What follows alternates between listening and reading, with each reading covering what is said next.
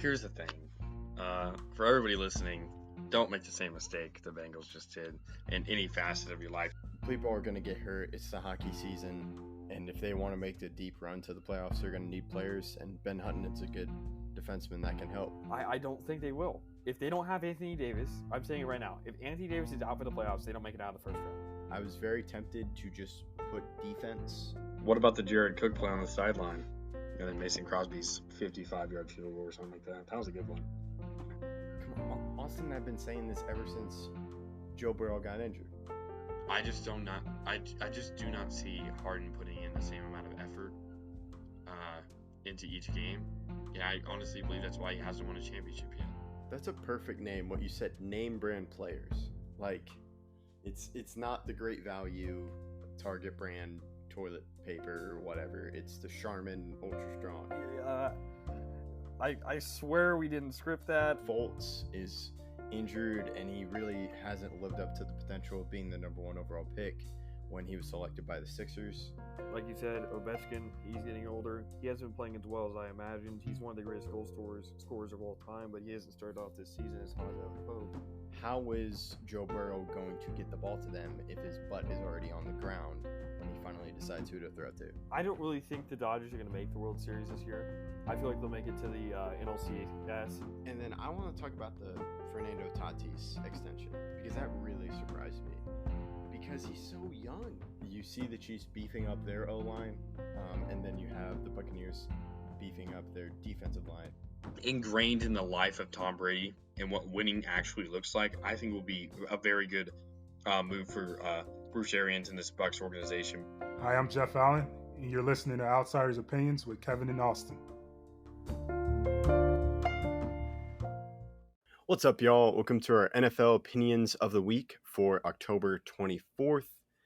Austin, there's a lot to talk about, but let's start off with who are the Super Bowl heavyweights in each conference. I'll go first by defining what I think of as a heavyweight is they're doing well in the regular season. But when I consider them in the playoffs, I think they have a legitimate chance of reaching the Super Bowl and most likely reaching the conference championship. So my heavyweights are probably, number one is going to be the Bucs in the NFC, 2 Packers, and then probably 3 Rams. The 2 teams I'm leaving off, I'm definitely leaving off the Cardinals because I'm just not sure how they will in the playoffs. And then I'm thinking Cowboys, I need to see more from the Cardinals and the Cowboys before I think about them going deep in the playoffs. Then AFC, I think it's wide open, but I'm probably going to say Bills, Ravens. So, who are your Super Bowl heavyweights? Yeah, for the NFC, I just have to flat out agree. I feel like that's the only real answer. I may leave off the Rams, but I'll include them. The Rams have a first-year QB in their system. Obviously, he's not a first-year QB, but in his system, new system. But Sean McVay is a great head coach, so I'll include him in it. But for AFC, I don't think there is any heavyweights. I'm of the opinion that if we're going to use boxing terminology, these are all cruiserweights. These are all middleweights, whatever you want to really say. They are not heavyweights. None of them have really proven themselves this season. And whenever they get a chance to, whenever the Ravens get a chance, hey, we are the best team in the AFC to lose to they get destroyed by the Bengals. Whenever the Bengals have a chance to prove that they're one of the best teams, they get destroyed by the Bears. Whenever the Chargers have a great chance to, they get destroyed by the Ravens. It's just no consistency. No consistency. I don't know who the heavyweights really are. They're kind of hiding and losing fights that I never thought they'd lose. That's a good point. But now let's talk about a team who, at the beginning of the season, we would have considered a heavyweight in the AFC, or the team that owns the AFC. Yeah. Which is the Chiefs. And they're 3-4. Patrick Mahomes has 9 interceptions. Do you know who that ties? Yes. Zach Wilson. Yep. I think there's no need to hit the panic button with Patrick Mahomes because he's still a great quarterback. I think it's the offense and how defenses are eliminating a premier weapon or weapon in Tyreek They just Hill. know their system. They've been running it for 3 years now. They were running it when they faced the Patriots in the 2018 AFC Championship. Or I guess that technically that was 2018 season. The year was 2019 when the AFC Championship happened. And then the next year they go to the Super Bowl. And we saw the 49ers get picks in that game. They definitely should have won that game, but they didn't. And then the same thing happened last year. And then everything has been different since the Super Bowl. That Super Bowl game changed everything. I think it's because of the two safety look. That's what I've been hearing. They put two safeties in the deep, so they have to play underneath, and that prevents Tyreek Hill from taking the top off the defense. So I think the problem is you have too many wide receivers that are very similar to each other. While they are better, I think Tyreek Hill is similar to McCole Hardman. They're both fast, but Tyreek Hill is better than McCole Hardman, but you just need a different type of wide receiver. Does that make sense to you? I think you need a different type of system. They're only running Tyreek Hill like he's a speedster, like he's a deep threat. Calvin Johnson was a deep threat, but they didn't always throw Calvin Johnson over the top. They ran slant routes, they ran out routes, they ran in routes. You have to switch up your scheme. Eric Bieniemy is a very, very intelligent football mind. However, he needs to adjust soon. Same thing with Andy Reid. They've had a lot of success over the past 3 years, but you have to adjust. The NFL is not something you can toy around with. They're going to learn. Whatever it is, whatever you're doing right, they will learn. It could be 3 years, 5 years, 10 years. They're going to learn how to do it. They're going to learn how to take away Tyreek Hill, and they officially have. And you can't keep running. You have to get a running game. That's the only way to fix this. Why do you not run two safeties every time? You're scared of the running game. Safeties are not always your fastest players, and they're not always your biggest players. They're just very good at seeing the field. They're very intelligent. Your most intelligent players on defense should be your free safety and your middle linebacker. Those are your two most intelligent players. The free safety can be your best player, and you could win many, many games just because he can tell your defense, hey, they're running this, they're running this, they're running this. Same with the middle linebacker. Both can help out. So the Chiefs have to get either a running game or a short passing game in order to fix this terrible offensive rut that they're in. Scoring 3 points, and by the way, Patrick Mahomes wasn't even on the field when they scored the 3 points, I believe, against the Titans, who allowed 1 billion points to the Browns the first week they played, is unacceptable. And the Chiefs should hold themselves to higher standards, and I know they do. That's why they're so good lately. But they're at risk of missing the playoffs if they do not turn this around fast. What are your thoughts? I don't think they turn it around.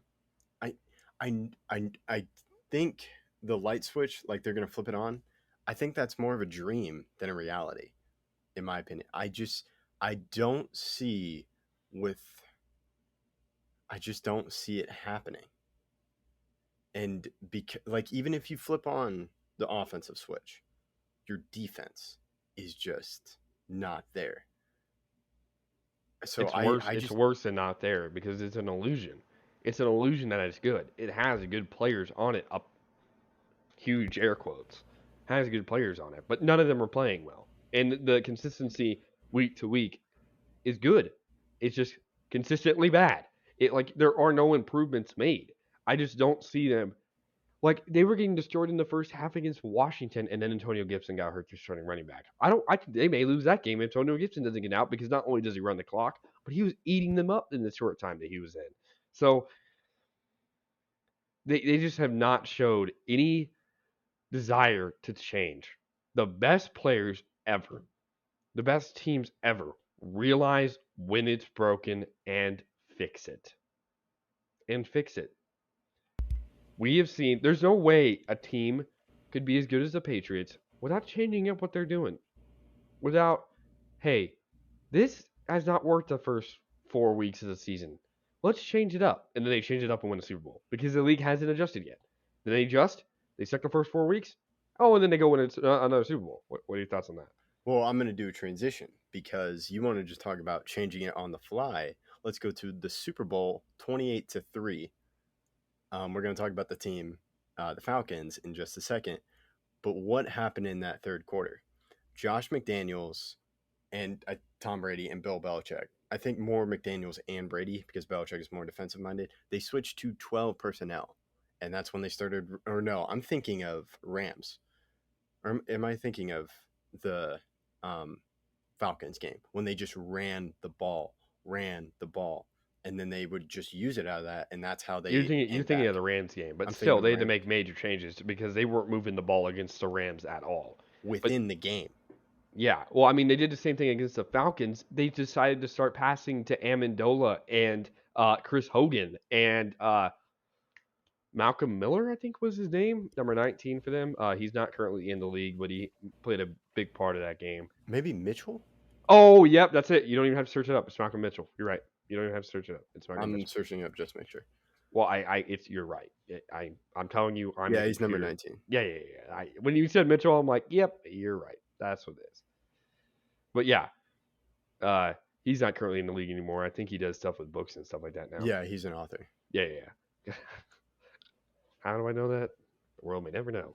But it's making changes mid-game.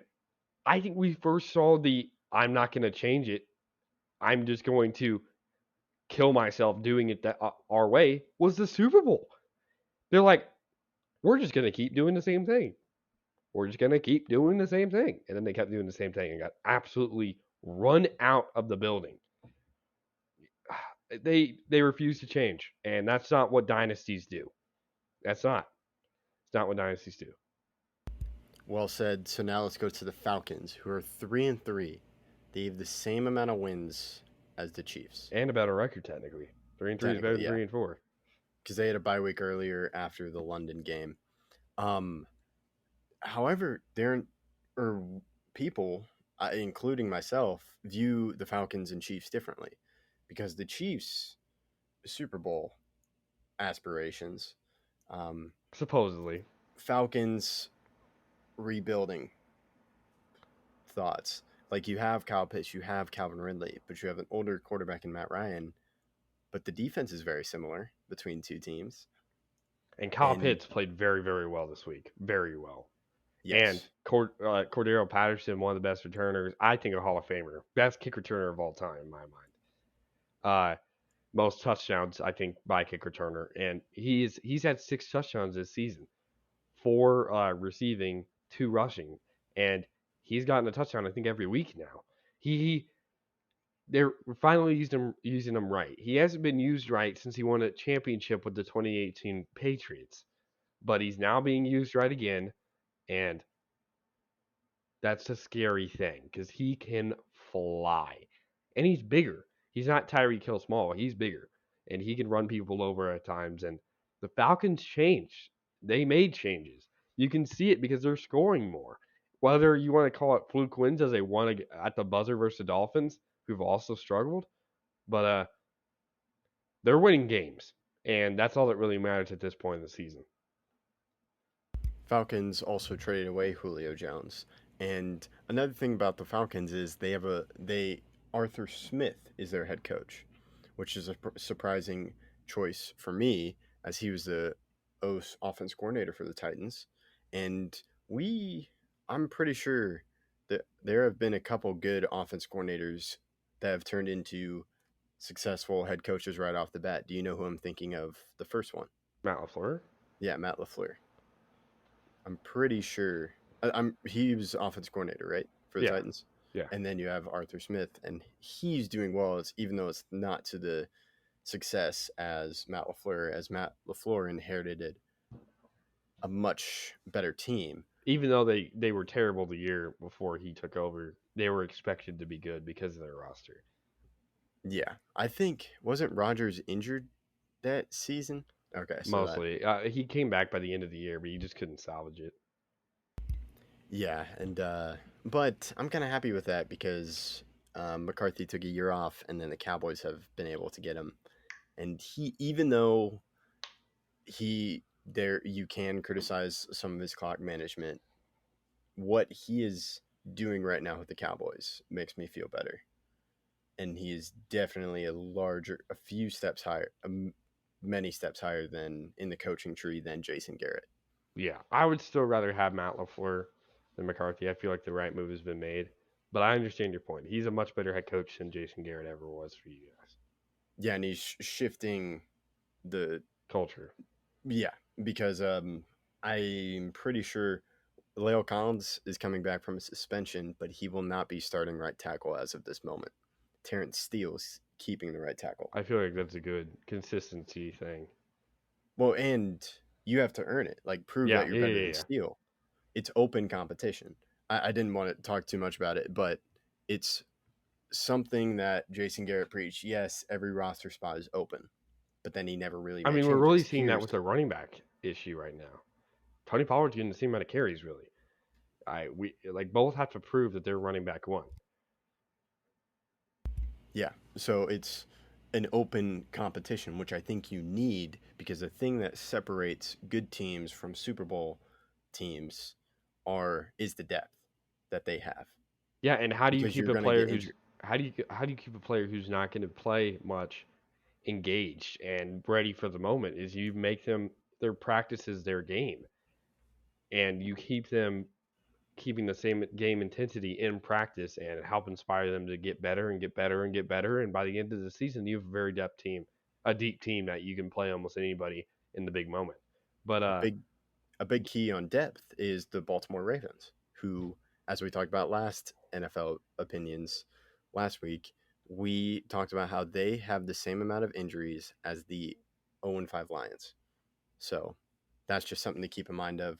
But now let's turn to this upcoming week. Which teams have must-win games this week? I'll let you say your first game, and then I'll say my game, and we'll just go from there. okay, so this is a game that is much anticipated, and I'm going to, because I said team, I'm going to choose this to be for the Steelers, but this is for both. This is Steelers and Browns. Steelers at Browns at 12 p.m. Central time, which is 1 p.m. Eastern. I'm excited for this game. I feel like it could be a very, very good one, hard intensity battle. These teams don't necessarily like each other all that much, and especially with their recent playoff matchup. But I'm going to say this is more for Steelers a must win, even though I do believe it's a must win for both teams. I agree. That is a good game. However, I chose a different game, or that game is not part of my three. Mine is the Thursday night football matchup: Packers versus Cardinals.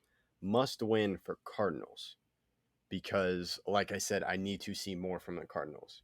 So they get Cliff Kingsbury back as head coach, as he is now back from COVID. Now, can you take down a heavyweight?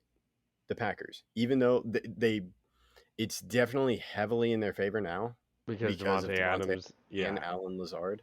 Yeah, And that's two of our Scantling, best. Yeah, is he back? I think so. I think he should be back for game. But the Packers are injured. There's no excuses for the Cardinals. And if they lay an egg on Thursday Night Football with the world watching, many are going to be questioning their record and its validity. But Yeah, I agree. That's why it's a must win. And then I'll just go to my second one, is Bengals versus Jets. So we talked about how the Bengals completely beat the Ravens. Now, if they want to be a scary team in the playoffs, you have to beat the not teams you're stoop supposed down. to. Yeah, you're not supposed to. They need to dominate the Jets. Who are without Zach Wilson. Yeah, now it's Joe Flacco. Oh, Joe Flacco it's great.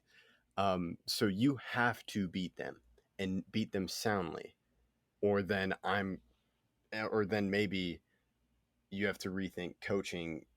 You still keep an eye on Zach Taylor, even though you have done really well. So that's my second must-win game. What's yours? My second must-win game comes in the Titans versus Colts game. And this one's a must-win for the Colts, but again, really is for both. The Colts are 3-4 and are trying to salvage their way back into a good season, and they're facing a Titans team that is hot. Won 2 big games recently, so they need to take them down. They beaten both teams that were in the AFC Championship last year in the past 2 weeks, Bills and Chiefs. Can the Colts take them down? That's going to be the question. And for the Colts, this is definitely a must-win. Yeah, I thought you and I were going to agree on Packers versus Cardinals, but I agree with you on Titans versus Colts. However, I think the Titans need to win. It's a must-win for the Titans because It then really this is a can must-win for separate both. them. Yeah. There's arguments for both sides. It's a must-win for both teams, really. But I can move Yeah, I on to just my. think if the Titans can separate themselves, then this will really help them. What's your third? Yeah, because that's their only competition in their division right now. So my last one is 49ers versus Bears. We've seen the 49ers try to salvage their season last week and failed. And if the Bears want to try to make the playoffs, they're without Matt Nagy, who I think is going to be out with COVID. It's a must win for the 49ers. Must win. They're only 2-4, so they can get their way back into a good season. 17 game season now. But it needs to happen. It needs to happen. Especially in that we called it the best division in football, NFC West. We agree. So we might have to rethink that. Injuries have played a big part. I think if Russell Wilson was still with the Seahawks, their record would not be as bad as seen, as Geno Smith has led them to 3 close losses. And I don't blame Geno Smith for any of those losses. Coaching has not been the best, but it also shows the lack of roster building and stuff. It's, if you want to compare it to the Packers, when Aaron Rodgers was out with Mike McCarthy as the head coach, especially in the later years, you just saw the impact that Rodgers had. And we're seeing that with Russell Wilson. Russell Wilson hides many of the flaws of the Seahawks. I've heard this many times. He's the makeup of the team. Makeup meaning like he can cover what is ugly on the team. He can cover the bad spots. He can make sure that we almost lost to this bad team, but Russell Wilson makes 2 great plays and we win. We're so good. That's why they're not a Super Bowl contender, and I didn't really feel that coming into the year, but now they're on last legs. And they don't have a first-round pick because that would go to the Jets. Oh, the Jets are definitely sitting pretty for next year. Yes, I like the groundwork that Robert Saleh is doing, and it's almost, we can do that groundwork that we saw in the first season, and it was starting off really well in the second season, was Matt Rule of the Panthers, but that has fallen off. Injuries. So, yeah, injuries, and I think Sam Darnold got off to a really hot start, but now it's starting to come down. They need McCaffrey so bad. McCaffrey is so good, and they have to have him. I also think they lost the linebacker in the Cowboys game. I'm trying to think who it is. I almost want to say Shaq Lawson or Shaq Thompson. Yeah. Shaq Thompson is out. He's huge. He was causing a lot of... He gets a lot of tackles. Yeah. And it's such a young defense. And I think J.C. Horn is out, the corner they drafted. So him, and then imagine him with Gilmore. So I don't know if they're out because the 7th playoff spot really could come to effect, and Matt Rule could turn it around. What do you think? Yeah, and this is why I kind of disagree with having a 7th playoff spot. I mean, right now, if we go to standings, let me just pull up standings really quickly. Standings in the NFC right now, the 8 seed. Come on, show me. There we go. The 8 seed in the NFC, the 7 seed in the NFC right now is the Vikings. Yes, the Vikings, and they're 3-3. It's a not good team is going to be in the playoffs. Do you agree? Yeah, and it's not going to be from the NFC East division winner. It could be because there was a bad team last year. Yeah, we could see. I think the Washington football team has just gotten off to this bad start because of Ryan Fitzpatrick's injury, but I feel like they could turn it around and make this close. Because it's 17 games, and they're only 2.5 games back. They really could make a move if they can get consistently healthy and take advantage of games they should win. Yeah, so the Panthers, I think we both agree, are not out of it. So Oh yeah, 100% no. I really like Matt Rule as a coach. I wasn't sure of him being hired because I think you and I talked about the last coach to come from college to the NFL and won a Super Bowl was Jimmy Johnson. And because Pete Carroll did go to USC, but he already had experience in the NFL when he was with the Patriots. So Yeah. strictly college to NFL is something we rarely see anymore.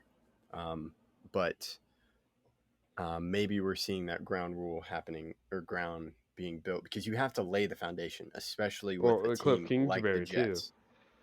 Kingsbury too. Yeah, forgot about Kingsbury. That's who I think we were talking about, Kingsbury, because he has had such a weird journey. It's probably I just saw something that came out 14 minutes ago. Apparently, DeAndre Hopkins is questionable.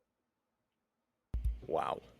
It's going to be a good game. It's Wednesday, so if that's coming out today, game's tomorrow. It's going to be such a good game. I'm so excited to watch it on Thursday Night Football. Yep. Because sometimes the Thursday Night Football games are not good, or they aren't good teams. Yeah, this one should be very entertaining. We should get Peyton and Eli for Thursday too. Different rights. It's sitting right ESPN's got us. They need to open up their pocketbook. I had to miss Monday Night Football, but I really want to catch up on the highlights. It was good. They were talking about Tom Brady's 600 touchdown and how he's getting the ball. That was pretty funny. And also, did you see that Peyton had on the Ole Miss jersey because he lost the Ole Miss versus Tennessee bet? Oh, I did not know that. I saw the Ole Miss, but I was confused. Yeah. And have you heard about Archie Manning and his college recruitment? I've heard about his college recruitment. I haven't heard if he's chosen the place. No, but have you heard where this was like a few weeks ago? I know we're stemming into college, but Manning, so it works. Do you know who he visited again? I hope he doesn't go there. Texas? Yep. I don't want him to go to Texas. I think he will follow in the shoes of his two uncles and go to the SEC. I think he's going to Alabama probably. Well, Texas would be in the SEC. No, they wouldn't. They move in 2025. I don't think they're going to move in 2025. No, 2025 is when they move. 2025. No, that's when they're just sell out money and then they're in. No, I'm pretty sure they can't because of the deal they have with the Big 12. They can't move into the SEC until 2025. I thought they couldn't. They could if they paid like $100 million, and that would be a Texas thing to do. Waste more money because they're still. He will be a freshman in college before 2025. So we'll find out. We'll keep tabs on this. We'll keep tabs. Let us know if you like us talking about college football. We might. I don't know. But Archie Manning, But I also like Tom Brady saying I prefer playing against Peyton than Eli. And Eli's like, dude, I loved playing against you. What are you talking about, man? I've actually grown to like Eli. Eli's funny. And he's starting to grow in each week. Like, it was mainly Peyton the first week, and Eli's just, like, there, being, like, calm and, like, it's, like, the first day of school, and Eli is just there. And then now he has that little Their chemistry has gotten really good. You can tell that they like. I think they always had it because, like, with brothers, you have a chemistry. Yeah, but it's always different when you're on TV a little bit. Yeah. You got to regain it, and I think we've seen that growth throughout the weeks, and I'm definitely excited for this upcoming week to see what is going to be said. Yeah, so that concludes our NFL opinions of the week. Let us know what you think, and thank you for listening to Outsiders Opinions.